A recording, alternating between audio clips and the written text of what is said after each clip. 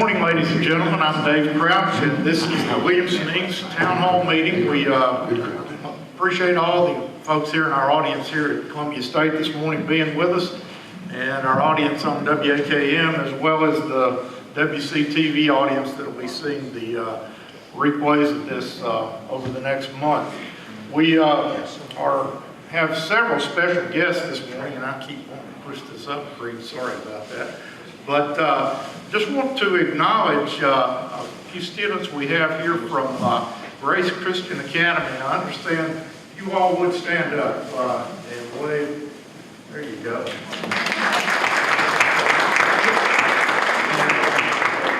Ellen Kreider are you with us? He is not here. Not here. I was going to thank her for bringing you, but thanks for coming. It hopefully will be an educational experience for you, and we encourage you to encourage your friends to come to these on an ongoing basis. So thanks for being with us this morning, and hope you get a lot out of it. Our legislative delegation is with us this morning. We are excited because Charles Sargent is able to be with us this morning by rearranging his scheduled chemo treatments so that he can actually be here. And we're so thankful that you're with us, Charles.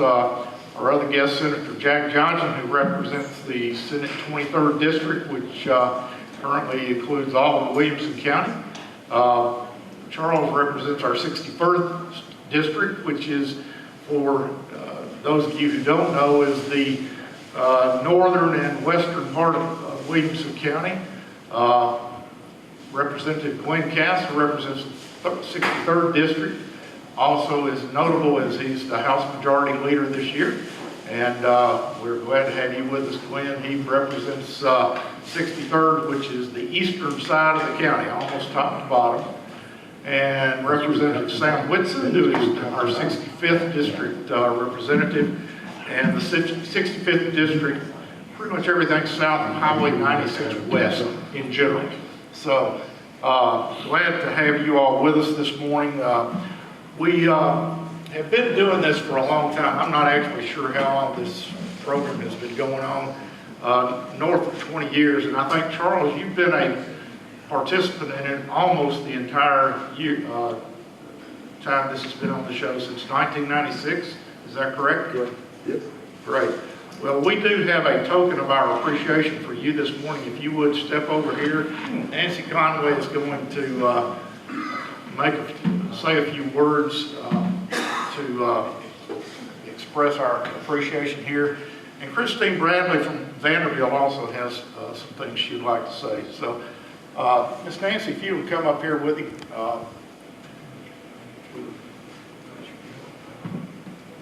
Thank you, Dave. On behalf of Williamson Inc., your Williamson Chamber of Commerce, it is a pleasure to say thank you to Representative Charles Sargent today and his lovely wife, Nancy. Just a few words of the history of things. Charles Sargent has served Williamson County in more ways than you can count. Long before he was state representative, he served as Williamson County Commissioner. And this is when he was known to be involved with the youth activities in local schools and in sports especially. Okay, and then we move on to his mark that he left in the county commission and on to the state legislature, where he has been for 22 years. Just think of that. Well, Tennessee is by far a better state because of Charles Sargent's contributions, his wisdom, and his business knowledge, and what he's done at the state level. But let's bring it down to Williamson County. He has served this county in such a unique way that he will never be forgotten. One sterling example is where you are this morning. We probably would not have what we have here at Columbia State Community College with this land, this campus, these buildings, if it had not been for Charles leading forward at the state and making sure that it happened. So,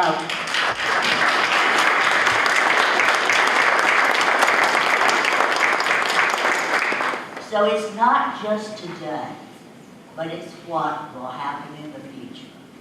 His work will continue for generations to come, and that's what's so terribly important regarding the future of Williamson County. And let's, be honest.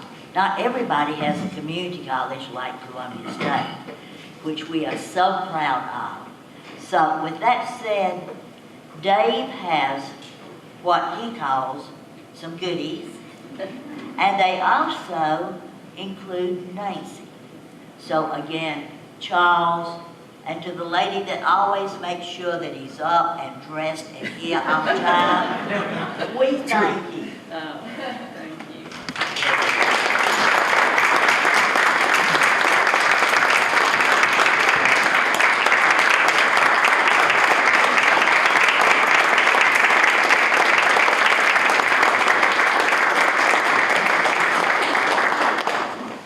Charles, I can't add any more than she added, but thank you so much for being such a friend to all of us and our colleague, and just a wonderful human being. And this is just hats off to you from Glen and I at Community and Government Relations at Thank you.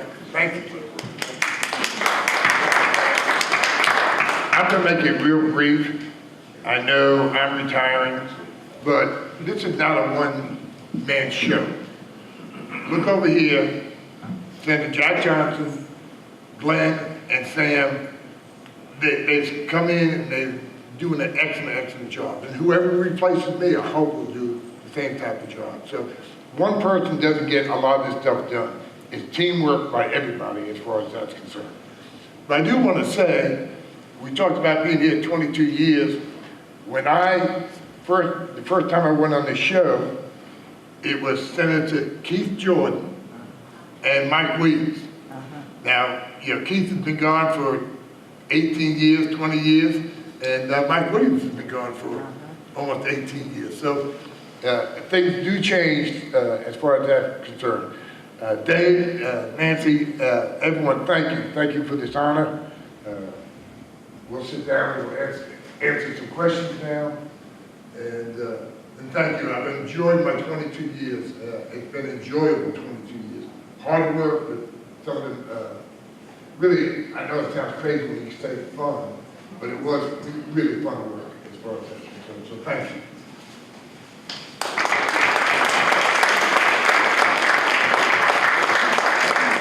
Thank you again, Charles. I talked to Matt about an appropriate token of our appreciation for Charles being on the shows for so many years. And instead of another plaque to put on his wall, which he probably doesn't have room for, Matt suggested that we give them something they would enjoy up at the lake when they were sitting by the water on their deck up at the lake. And I think there's a couple of bottles of wine there in the Yeti bucket. And hopefully I'd enjoy that. Hopefully you'll remember us a long time there. Seems like, gentlemen, that Wednesday was a long day, but you got the job done. And you've been telling me for a good while that I think April 17th was the day, and seems like you accomplished that. Who wants to give us the details on Wednesday? Jack, you want to start?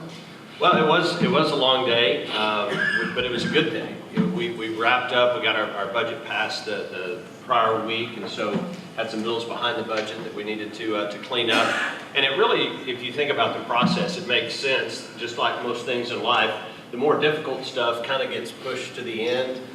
You procrastinate a little bit, or it takes longer to get those kind of things worked out. So inevitably, when we get to the end of session, those last handful of things are sometimes the most complex, and there might be a little bit more debate going on, maybe within either chamber or between the House and the Senate. So we've had a lot of conference committees. Of course, if a bill comes out of the House and Senate different, then we have to have a conference committee and negotiate and work between the two bodies. So, but it worked out well, and we got it done. And as I like to say, the people of Tennessee are safer now as we're out of session. Glen, you're the House Majority Leader, and I think you had your hands full trying to make that happen Wednesday night. You want to give us any details on that? There was, as you know, there was a big blow up on the TN ready testing. One of the reasons why Tennessee is doing so well in education is because we have high standards and we measure how the students and the teachers do. And so the result is public education is doing quite well in Tennessee, better than most. Matter of fact, I'll go so far as say improving better than every other state in the union. But there was a snafu in TN Ready testing, and the legislators, Senate and House, felt like it was give a one-year reprieve on that. And so how that looked took a lot of back and forth between the two bodies. But we came to agreement, as we always do, and I was excited at what we came out with. Eventually. That's great. They apparently were on the Hill till about 11 o'clock Wednesday night trying to get everything worked out and adjourned, but we're ultimately successful, and that saves us, I think, about $18,000 a day for every day you're not there, right? So At least. Don't tell the public. That's great. And one last thing, Dave, let me put it in perspective. In the last, my first 4 years in the Senate, when the bulk of Tennessee government was under Democratic control, the first 2 years I was in there, when it was controlled by Democrats, we didn't get out until the 3rd and 4th week of June. 3rd and 4th week of June. So that puts it kind of into perspective where we need to get in, get our work done. Under Republican control, we've been able to really shorten that time down and get it done quicker. Point duly noted there, Senator. Normally we take an entire show to discuss the state budget because of all the elections and things going on this year. We're going to try to do it all today, along with everything else. Of course, Charles Sargent is the chairman of the House Ways and Means, and it's got a long name. Charles, help me with the name of the committee. But he is the gentleman in the legislature that's pretty much in charge of the state budget. And everything kind of has to get filtered through Charles's hands at one point or another. Can you give us kind of an overview, Charles, of how the budget turned out? And correct me if I'm wrong, but it seems like this year was a little less controversial as far as budget details. Is that? Basically, that is correct. Our budget turned out to be $37.7 billion. A lot of good things in the budget. Like always, people are not happy when you don't fund their project or fund their, what they want for a building or something of that nature. So you have to say no to a lot of people. At the end of sessions, we had 219 requests for over $500 million of spending. We had about $30 million we could spend, so you know how many people I told no to, and and they don't like it, and I understand that. But we have to prioritize and figure out what's best for the state, and look at it on a statewide basis, not look at it just strictly on a local basis or something just for your own district. We all do that, but we have to look on a statewide basis. It was an excellent budget. Pay raises, we did a 2.5% pay raise for our state employees and our teachers. We didn't call it a 2.5 on the teachers because their money can be split a couple of different ways, and sometimes I hate to say a 2.5, and the teacher will come up and say, I didn't get a 2.5% raise. They can be used for health insurance and things of that nature. So, their money can get switched around a lot more than what I call a state employee. State employees, they're getting a 2.5% raise. We did issue bonds this year, the first year now. The last 2 years, we have not issued a bond. In 17 and 18, we did not issue any bonds. That was the first time in state history in well over 100 years that we didn't issue bonds. This year we did, and we issued bonds for higher education, maintenance on some of our buildings. We probably issued right about $225 million in bonds as far as that's concerned. Now, you're sitting in a brand new building, but we have a lot of university buildings throughout the state, and they need maintenance. It doesn't matter if it's a new roof. And some of these roofs will cost $3, $4, $5 million by the time you get done with the roof and heating and air systems and stuff of that nature. So it becomes a very expensive proposition to do that. At the same time, we lowered for the third year in a row now, the hall's income tax is being reduced by another 1%. So by 2021, the hall tax will be totally reduced. And that's, I want to give the people sitting here at the table, this is something they've been pushing, I've been pushing, and we've been able to work it out.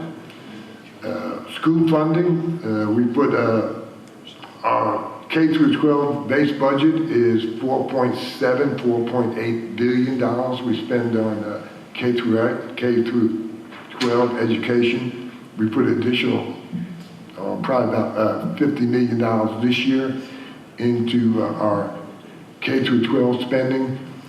Like was said a second ago, when I first came here, we were like 49th, ranked 49th in the country as far as education.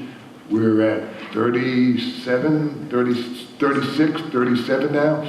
I'm not saying that's a good number, but in 6-7 years under Governor Haslam, we've gone from 49 down to say 36. So that's, you know, a third or almost a third improvement as far as 25% improvement as far as that's concerned. So I think you as young children sitting here in the front row, you're going to see a lot of great things happening at our universities. And there was a lot of different things happened this year that became controversial that normally would not been that way. The governor was appointing a new board to UT. We lowered the board from UT from like 25 members down to 12. And a lot of people was not happy about that and trying to get the right nominees appointed. The Senate had the House and Senate, they both got 9 recommendations. The Senate approved 5, we approved 8 or 9. And, you know, so you have to work those differences out. I mean, you just work it out and, you know, it becomes sometimes not the friendliest conversations. The budget this year was really probably the shortest it's taken me to do the budgets this year. It probably took me about an hour, hour and a half to do the budget on the House floor. And I've been on the House floor for 4 hours doing the budget. So with lots of questions and things of that nature. So overall, the budget has worked out well. The last day of sessions this year was a little different than most. It took us a lot longer the last 2 days to work out some agreements with the House, the Senate, and the governor. I mean, the governor was involved in these negotiations also. It just took, you know, everyone had different ideas on exactly how the wording of a bill should be. And sometimes one word can change the different. And then all of a sudden, you know, you're out in a lockdown that no one wants to give in to the other person, or the House doesn't want to give it to the Senate doesn't want to give it to the House. You know, and it just happened. But we were able to work it out. And we always do. But it was a long day. We started about 8 o'clock on Wednesday morning and got out there at 11 o'clock. So, you know, it just makes a long day. So, but overall, I think, you know, an excellent budget. For higher ed, we are going to study. K through 12 funding has always been a major issue to all of us sitting here at the table. We're doing a study with TASA, which is an organization of county, city, state, and private industry on study on the funding for our BEP formula. And we were able to get a little more money this year, but you know, the whole thing has to be looked at. I mean, we have to get that corrected. And everyone knows that, so people are now saying yes, and we're getting a little bit more of a buy-in from the cities than we did a year ago or 2 years ago, and they understand it. And then the internet sales, as you know, Wakefield, the Supreme Court is looking at the Internet Sale Act now, and they'll do a ruling by June the 30th. So that could be a major component of our future funding. We lose $450 to $600 million a year just on internet sales that we don't collect the sales tax. It's about, for the state, it's about 450 to 600 million. So there's a lot of new things, there are a lot of exciting things that I think we're going to see happening.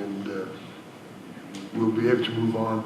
Columbia State, the fourth building, is #1 on the list for next year. So hopefully we'll have the garage in the fourth building next year at this time, when the three gentlemen here and whoever else is here will be able to announce that the fourth building is going to be built. So that's exciting. I mean, everything, you know, is working out well for Williamson County and the state.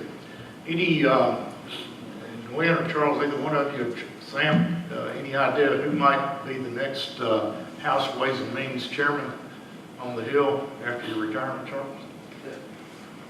I will not be there. I am not the one picking, so I'm not even going to voice. I'm just pitching to him to come back and consult. I can't even get him to do that.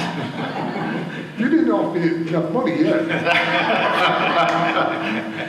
Obviously, no one knows any more about the state budget than Charles Sargent, and we appreciate his detail. One of the governor's top priorities this year was opioid epidemic funding. Specifically, is there anything you can tell us about that would help us understand how we're dealing with that?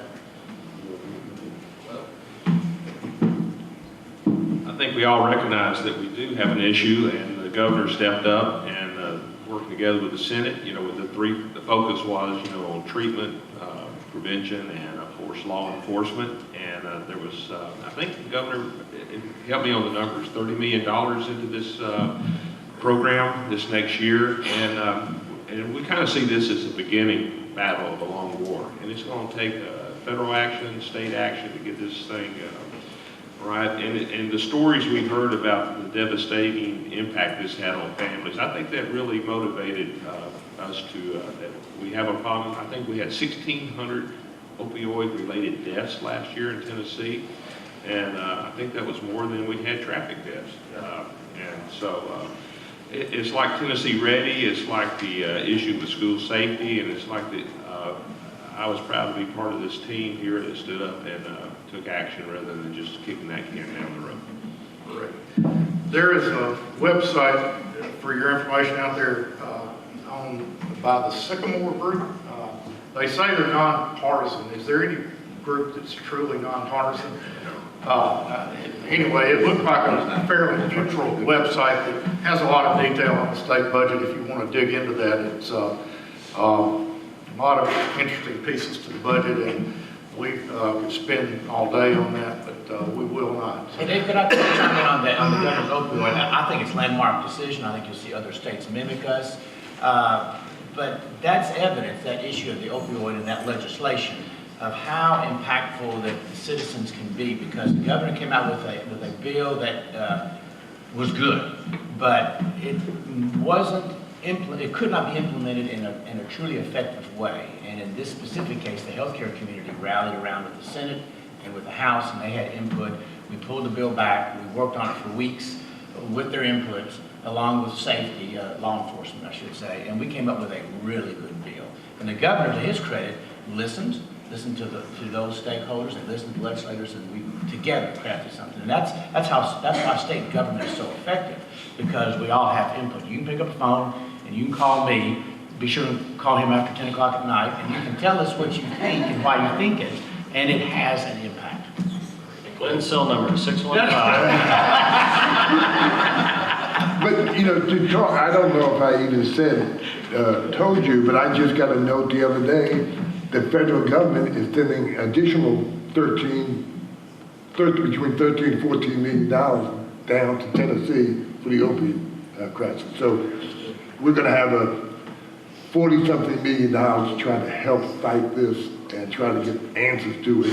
And treatment, it's not just, it's easy to say I want to get it off the streets, but if you don't treat the people that are sick right now, you know, you like Glen said, we had 1,500 people die this year in Tennessee. So terrible people have to be treated also. Terrible what it's done to a couple of folks I know, and anything we can do there to help would be much appreciated. I know from a lot of folks. Gun control, juvenile justice system. That's been kind of on the top of all of our minds this past week, especially just in the last couple of months. We've had a couple of mass shootings, one in part of one here in Nashville. There was, I know, a TBI bill that will help a little bit in that effort. Jack, tell us what we should expect, and is there anything we can do additionally? Sure. I think we could probably all agree, regardless of where we may stand on gun control or the effectiveness of gun control, that we certainly need to keep weapons out of the hands of people who suffer from mental illness.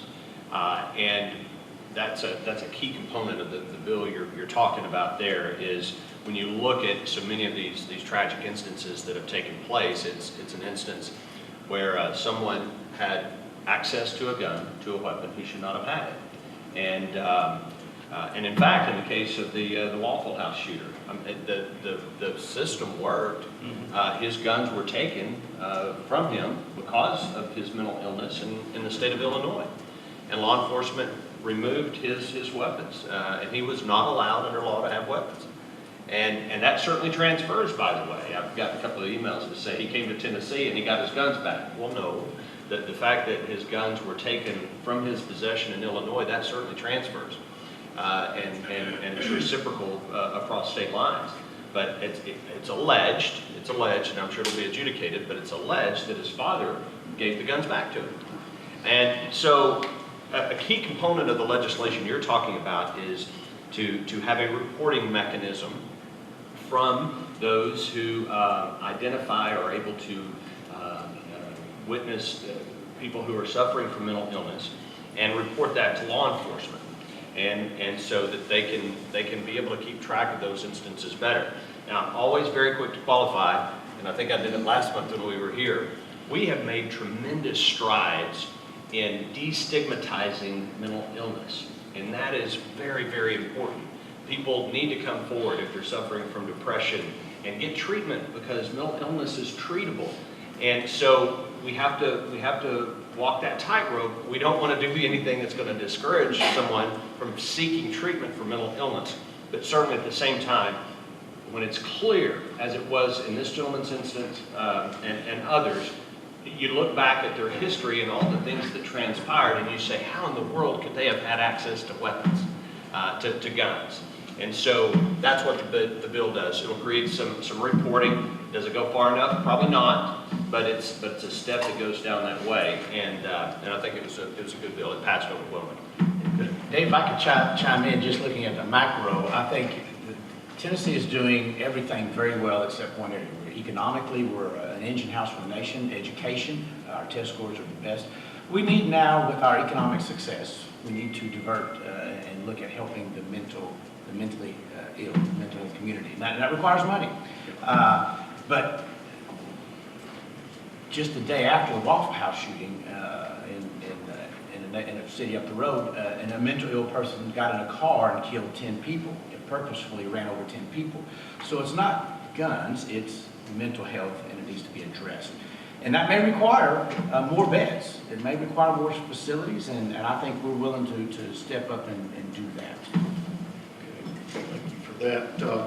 Now, Sam, I'm going to throw a specific question to you, and then you can wrap it around all this. But well, you mentioned about the juvenile justice reform too, right? And I think that's an important thing we need to discuss too. This is the first time in 20 years we took a look at juvenile justice reform.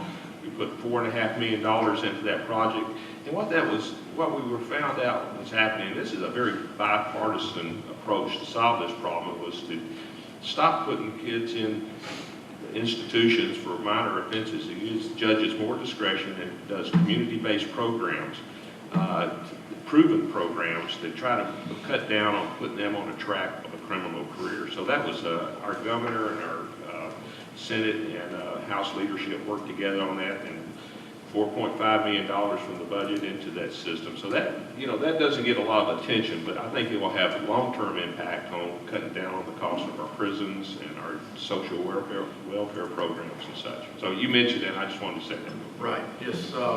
Wanted to ask about that specifically, though.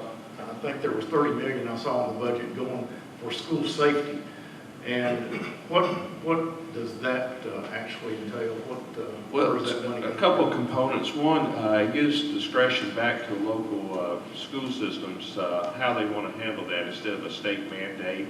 There's two components to that: to do an assessment of the schools, each school, physical security aspect, and also we gave local school systems the ability to hire former law enforcement or law enforcement to enhance those security of those schools where they don't have it now. And so we passed some legislation toward the end I forget how much money we devoted to that.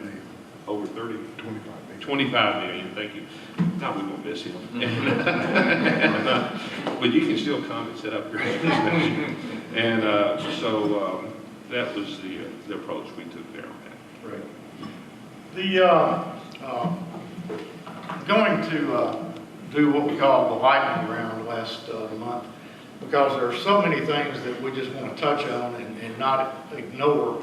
We don't have time to talk about each one of them for 10 minutes. That's hard for y'all, I know, but if I could just bounce around a little bit, there are several bills that were passed or discussed, and if you'll just take a minute or two on each one, I want to throw them at who I think possibly can summarize the best. But the Airbnb bill, Jack, you were kind of the quarterback on that bill to change the regulations on short-term rentals. Yeah, well, it wouldn't really change regulations on short-term rentals. There really were no regulations, or at least any acknowledgement or recognition of the short-term rental industry at the state level. Very quickly, what we did, we spent some time on this last month, is we passed a very reasonable bill that protects cities like Brentwood, who have had a ban on short-term rentals for many years. It protects the city of Franklin, who allows short-term rentals, but allows them in certain areas and not other areas. It protects the right of a homeowners association. If you live in a homeowners association, your homeowners association can ban short-term rentals, and that's still in place. The issue we had was with, and largely it was Nashville, but Nashville's not the only city, is they had a policy on the books that allowed for short-term rentals, and then they changed their mind and stopped it, and they went back and wanted to shut the people down that were lawfully operating. And there is long-standing precedent in the state of Tennessee that we don't do that. A city has the right to zone property, but they must recognize and protect non-conforming use. Meaning, if I own a gas station and the city zones the area where my gas station is located, says you can't have gas stations there, that's fine, but it's prospective. They can't shut me down. They must allow me to continue to operate. You can't go down and shut down a lawfully operating business. That's how we handle short-term rentals, and it's a good common sense bill, worked very hard. It was controversial because a lot of moving pieces and parts, but we worked closely with the cities and the industry and those people who are using it. And by the way, for an area like Franklin and Middle Tennessee, where tourism is such a big driver of our economy, it's a very important component of that because hotels are so expensive.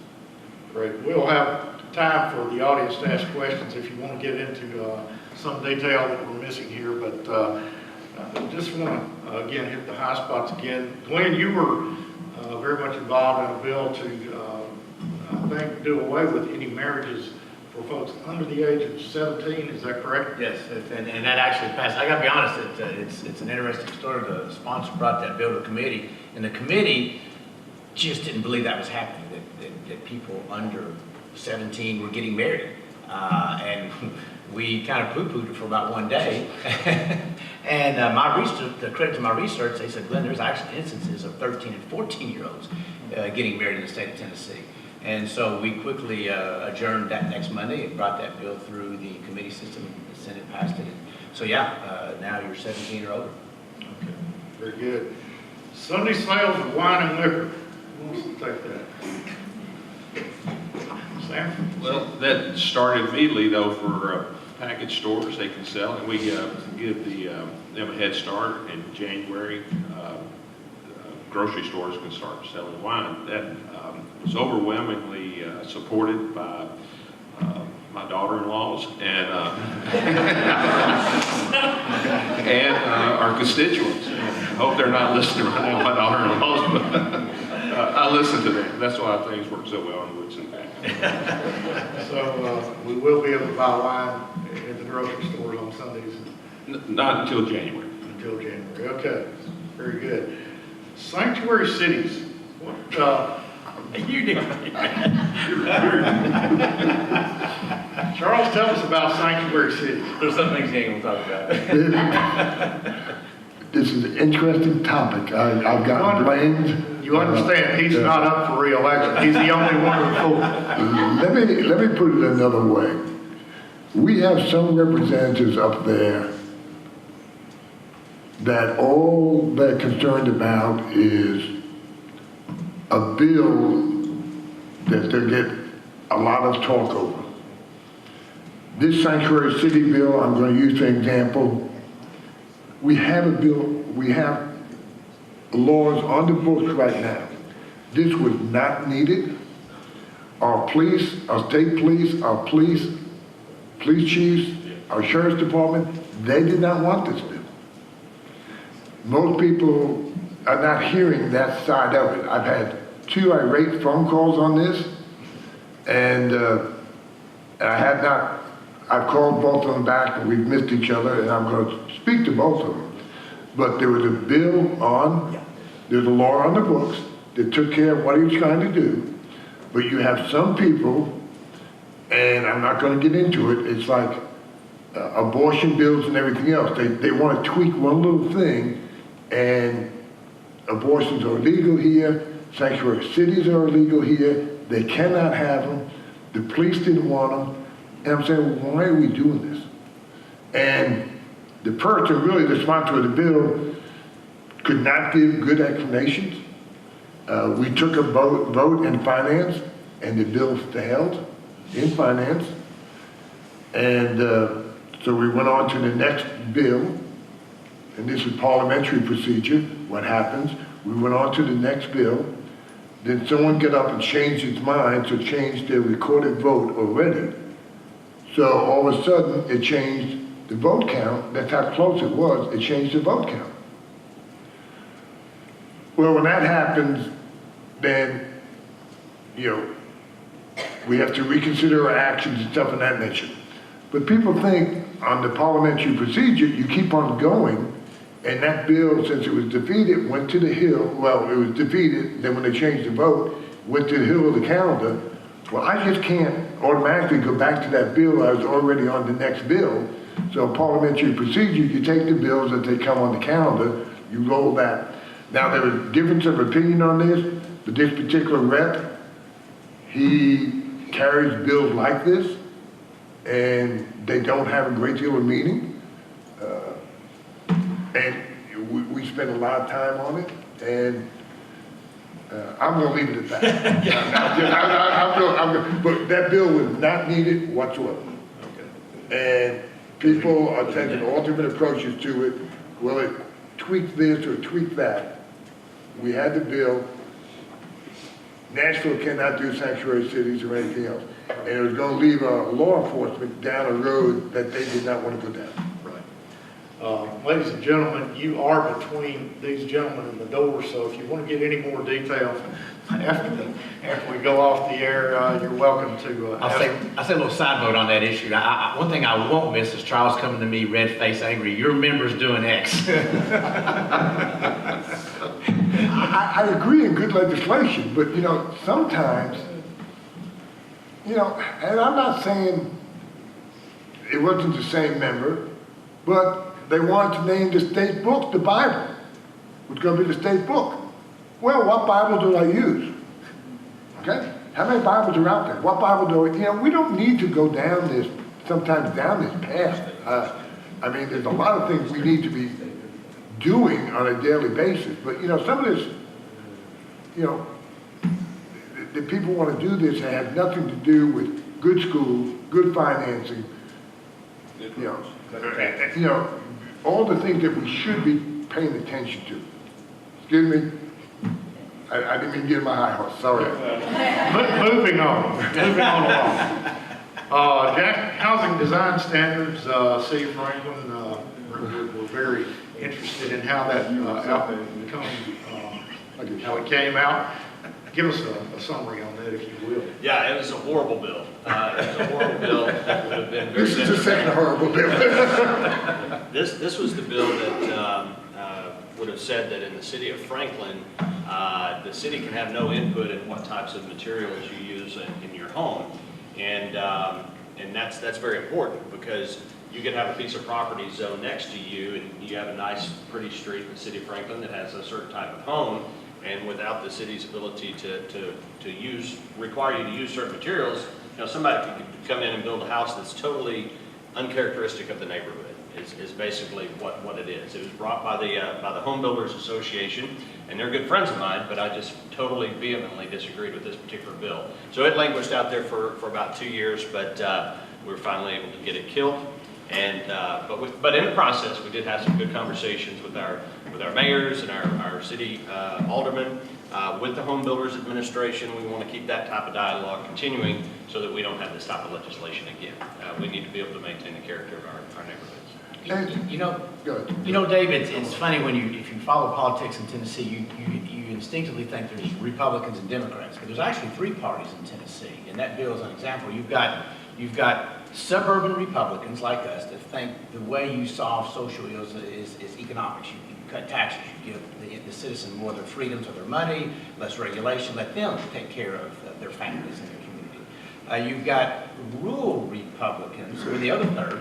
They feel like a strong moral code is the solution to the state's ills. And then you've got urban Democrats who think government's the answer. And so it's an interesting, I don't mean that to be disparaging, I really don't.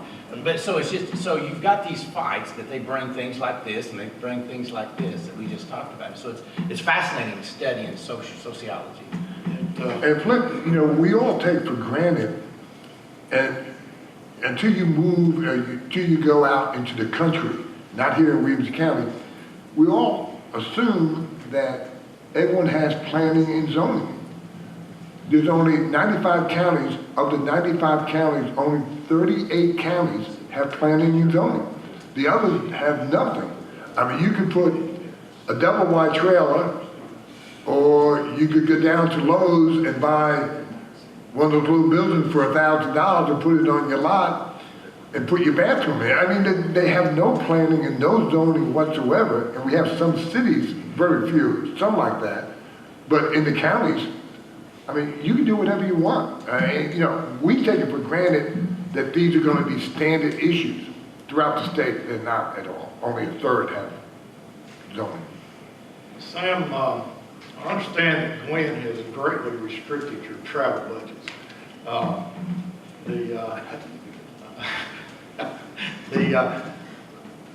it may have been Jack, I'm not sure, but there were some bookends put on how much the House members could spend on travel. The furthest I've gone is Fairview since I've been there, okay, so. I think you're gonna be okay. Yeah, but there is a possibility, I may have an opportunity next week. I gotta try to deconflict the schedule conflict with TDOT. I wanna go out to the Mojave Desert to see our Tennessee National Guard soldiers training as they get ready for a mission in Poland. It'd be at no cost to the state, because I got to pay for my own hotel room, but I get to fly on a C-17 out there and back. And but if I can work out my schedule, it's a 3-day trip, and it's a beautiful place out there at Fort Irwin, California. It's I'm being facetious, okay, but I hope I can do that. The Mojave Desert, just a place I always wanted to go on vacation. In the summer. In the summertime. We have a saying for in the Army, but I'm not. Jack, After the Army coming out. Give us any more detail on that bill? Truthfully, Dave, I'm not that familiar with it. It seems like I do remember something coming through, but it didn't generate a lot of discussion. The press sometimes will do an open records request and go in and look and see how much people have traveled to, conferences and different types of things, and they'll publish a list, and that may have generated some discussion up there. But it's very, it's doesn't happen a lot. Okay. The medical marijuana, that was being discussed a couple of months ago. I hadn't heard anything about it recently. Neither about, no. Is that the way you want it? It did die, and I'm just a firm believer that state legislatures should not be in the business of approving drugs that should go through the scientific process. It needs to be researched. Is it safe long-term? Is it effective long-term? What are the side effects with other drugs? And we just don't have that scientific knowledge to do that. With that said, I think that we did approve oil, and I voted for that. So there are occasions where the federal government doesn't act, and the state does have to step in. I'm just speaking personally now, Dave, I just have grave concerns of doing what other states have done, like in Colorado, to make marijuana to be used for any medical indication, basically cutting out the doctor, and it just makes me nervous. And so we did kill the bill that would allow cannabis for broad range of medical uses. We did approve it in some narrow uses. Sam, emissions testing, what's the outcome there? That was a very bipartisan bill. I like to say it passed 92-0 in the House. And it only affects 6 counties. It's been in place since 1990 because air quality, older cars emitted higher levels of pollutants, and it's gotten better over the years. And they determined that our air quality in the major metropolitan areas and the surrounding counties has gotten better. And so what we actually did, we returned it to the counties to decide that they can apply to be exempt from this requirement with the EPA. So, like I said, it passed 92-0 in the House. And I'll just tell you a personal story. Our county clerk, Elaine Anderson, was telling me that a gentleman came to her and he had failed it twice. He lived paycheck to paycheck. His car was the only way he could get to his work.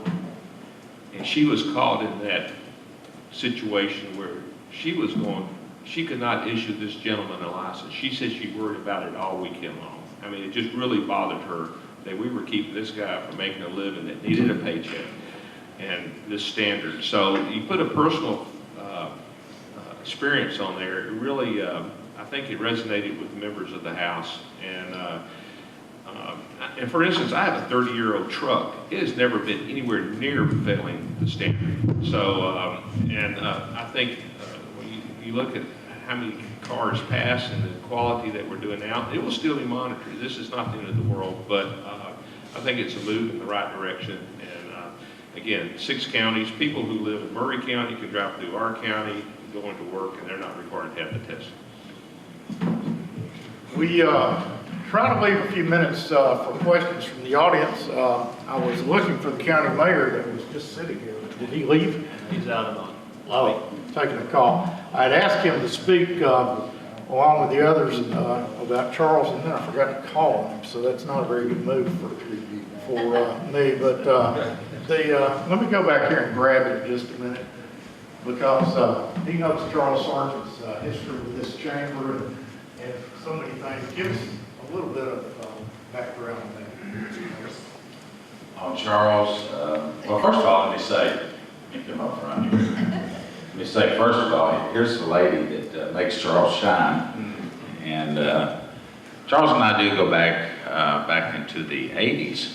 And actually, we started our days in the Grassland Athletic Association. Charles was running a popcorn machine for the kids. And believe it or not, I'm not the poster child for it, but I was doing refereeing back in those days. I didn't have a lot of weight that I have today.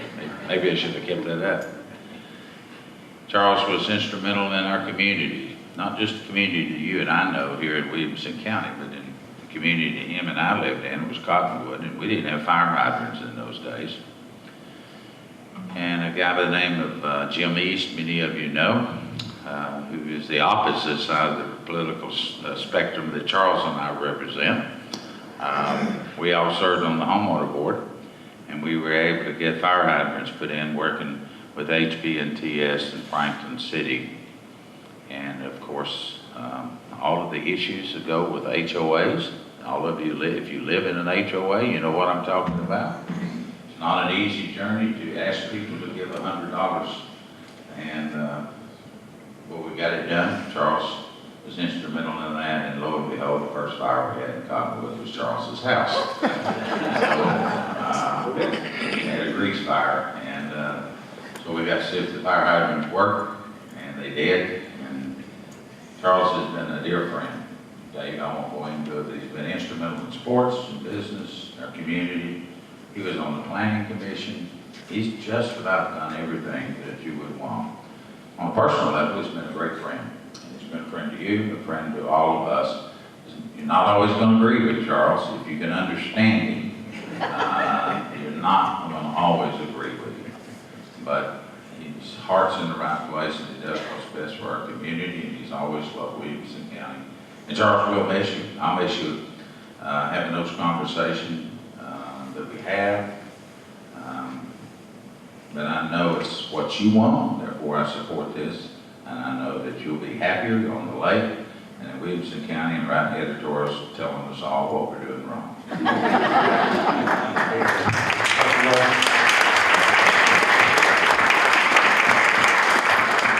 I think one of the best things about Roger's remarks is that is a great synopsis of how you get involved in community service in politics.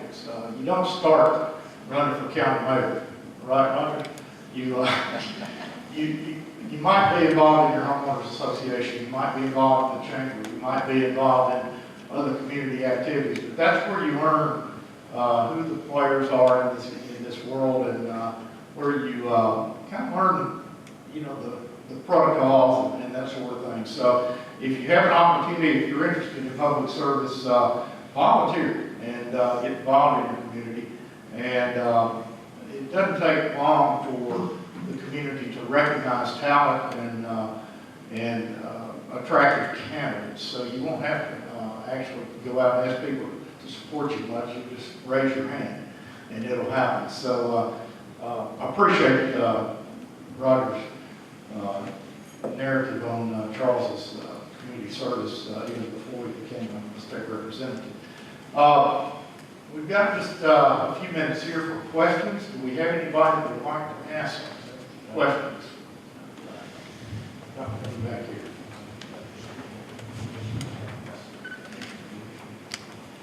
I don't know if this is so much of a question, but more of an encouragement. Hope everybody saw this form. It's voting season. Identify yourself. Oh, I'm talking, I'm sorry. I just want to make sure that we're encouraged to, you mentioned candidates just a minute ago. We've got some good candidates here. But there are other candidates running for office. I hope that everybody here is registered to vote and will vote. But we need to see voting numbers increase. And I'd just like to see that. I mean, right now we've got people at the local level, which is where most of the decisions that are made that affect us are made. And we need to get out and let our voices be heard. So, excuse me. Somebody behind? Yes. Dr. Janet Smith, the president of Columbia State Community College. I don't have a question. I just got my few comments to Charles. You all heard him talk earlier in reference to higher education and education in general. What he's done for education throughout the state is amazing, and it impacts the lives of everybody in here because economic development is based on education. And so I thank you for all that you've done.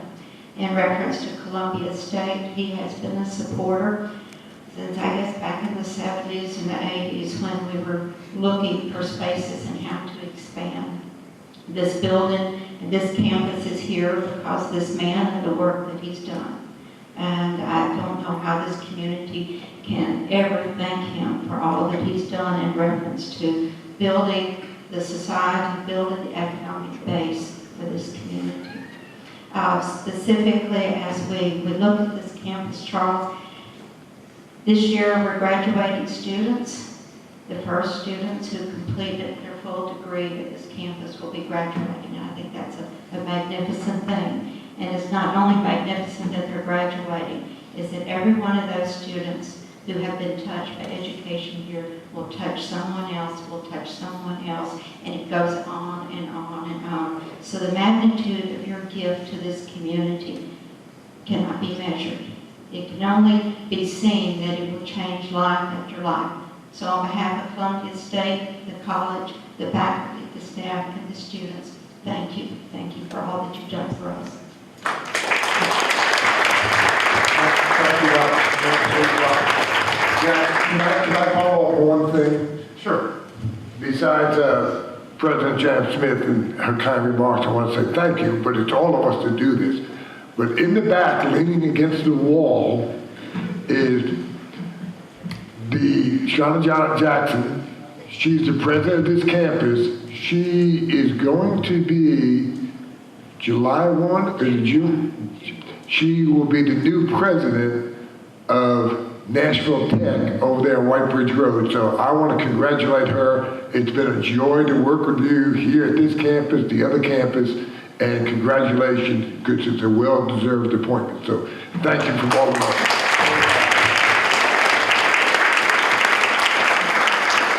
So thankful for the team that here at Columbia State, Shauna has headed up the local team. Ms. Janet has done a wonderful job in Columbia and doing so many good things for this community. Shauna, we're going to miss you, and we look forward to seeing you around in Nashville now. But you can come back to see us anytime. Good.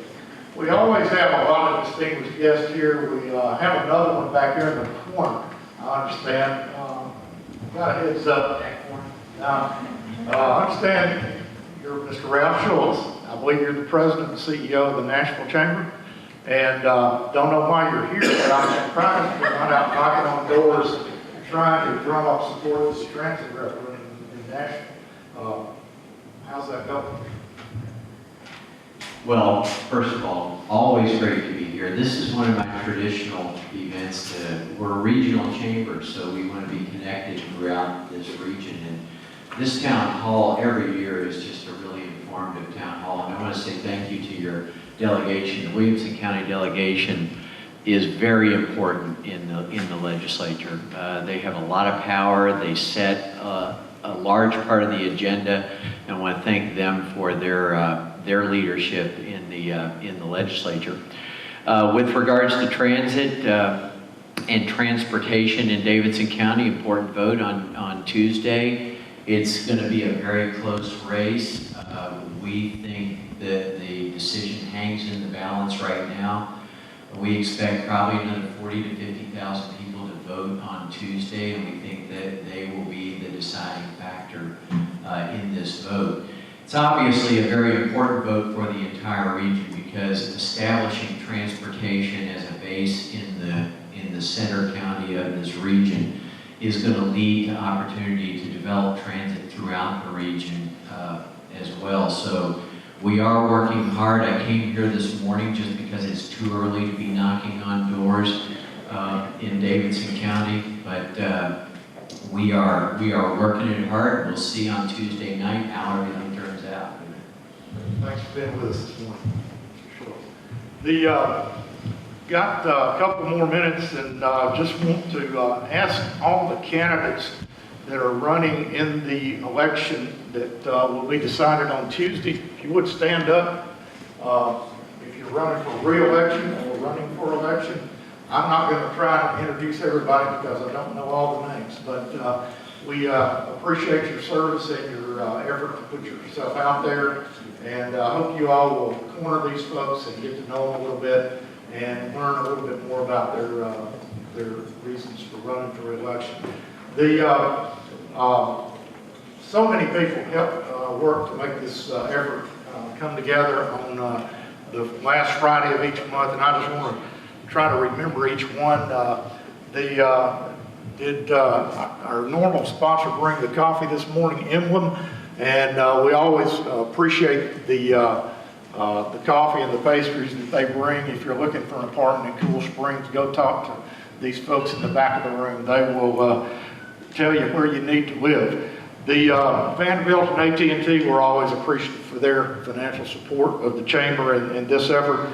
I'm going to put in a plug for Aspen Grove Asset Management that makes it possible for this to be live broadcast on WAKM, and appreciate Tom Lawrence making that happen each week. The WCTV, Creed, you really make us look good, better than we deserve. And his team is always here. And even though we haven't been live the last couple of months, on TV. He tells me that there's a real good chance that next month we will be live as we go on the air on May 25th. Again, Columbia State folks, Shauna, Dr. Janet, appreciate everything you do and making it possible for us to be here. And last but most importantly, the chamber staff that kind of pulls all this together. Griffin, back here, does a lot of the hard work. Nancy Conway is so supportive from an institutional knowledge point of view. Probably a lot of this stuff I would never know if it wasn't for my friendship with Nancy. I appreciate that. We've got one or two others that are out of town this week, but so glad that we have you. Glen, thank you for being with us again this morning. And Christine from Vanderbilt. We're out of time. Thank you so much for being here. Hope you'll be back next month.